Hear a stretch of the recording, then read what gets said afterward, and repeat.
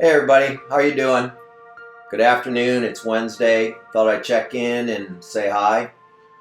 We're now about 3 weeks into this new lifestyle, and it's awkward for everybody. I know it's so different. I'm used to running all the time, and now it seems like everything's slowed down. I'm getting a little bit of cabin fever at the house. I don't know about you guys. My whole routine and schedule has been thrown off, and I grew up with a great work ethic. My dad had instilled in me, so it's almost like I feel like I'm lazy, not doing what I normally do. So I don't know about how you guys are dealing with this, but it is definitely different. Spoke to someone recently that feels out of control, and they don't like that feeling, and so they want to blame somebody.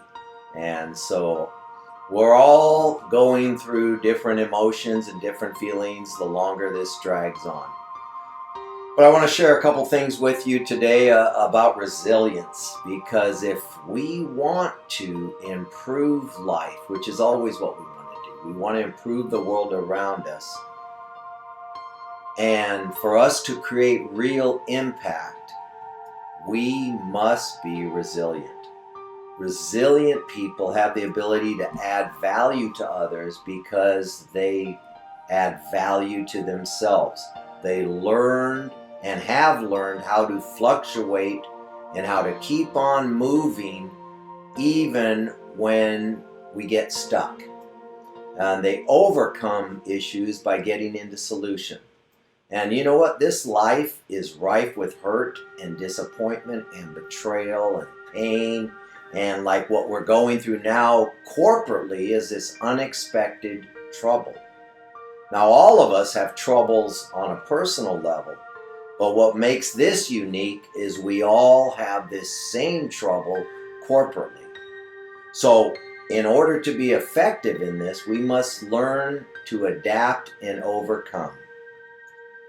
Either our habits must be adapted, our regular way of doing life has to go into a flex, and this is also a challenge to our character, because our character is being revealed by this new crisis. Whatever crisis we go through, what is in us is revealed. I've learned a few things. I've learned in this last couple of weeks that I don't like being in the house as much as I thought I did. When I didn't have to be in the house all the time and I was always moving and going and doing stuff, I longed to be in the house. Now that I'm in the house way more than normal, I find myself thinking, this ain't that great. And I want to get outside. So now I'm focusing on what makes me valuable in my home. And that's the relationships. So we're getting time to hang out together. I play with the boys. I help them with schoolwork. And some of the stuff I'm not really enjoying, but it's work. It's a different type of work, but I'm learning to do it. And there's a joy to it. And I'm overcoming myself, and I'm actually being a blessing to the kids. So your credibility, my credibility, is determined in crises. Credibility is not about what you say or even what you start to do. It is obtained by how you handle crisis. And being resilient teaches us to be good stewards over God's highest creation, which is people. So I'm learning to take care of myself, learning to take care of those around me in a way that is different than my normal life. In Jeremiah 12:5, one of my favorite verses about dealing with changing circumstances, we're told this in Jeremiah, where Jeremiah was actually told this by the Lord. He said, if racing against mere men makes you tired, how will you race against horses? If you stumble and fall on open ground, what will you do in the thickets near the Jordan?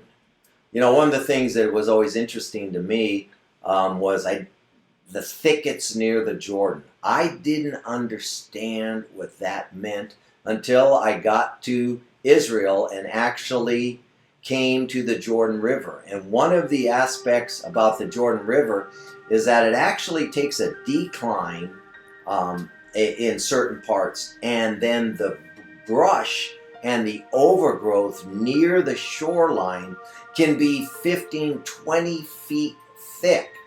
And yet there's other portions by the Jordan River that's almost beach-like.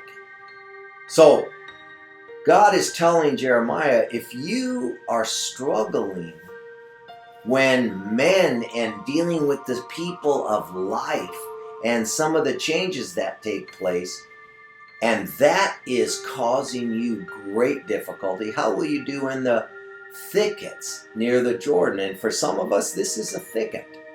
So resilient people can be counted on when the going is rough, as well as being counted on when the going is smooth.